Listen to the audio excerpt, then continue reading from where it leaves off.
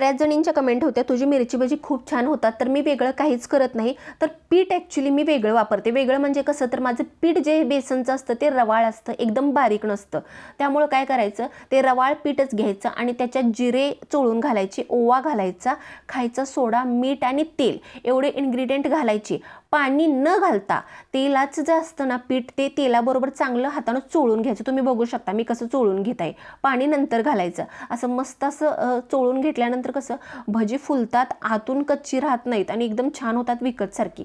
तर पीठ आता हे 10 ते 15 मिनिटं रेस्ट करू द्यायचं, कारण की रवाळ असल्यामुळे पाणी शोषून घेते. तर आता आपण मिरची भजी बनवणार आहोत.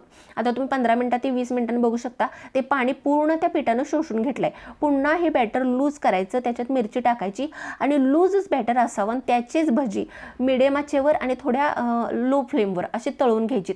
अगदी हॉटेलसारखी होतात. माझीच काय तुमची सुद्धा होणार. तर नक्की एक वेळ ट्राय करा आणि मला कमेंटमध्ये सांगा देखील, अगदी हॉटेलसारखी तुमची भजी झालीत का. होणारच हो, फक्त पीठ रवाळ पाहिजे एवढं लक्षात ठेवा, बाकी काहीही नाही. चला तर पटकन भजी बनवा आणि चटकन कमेंट करून सांगा. Bye bye.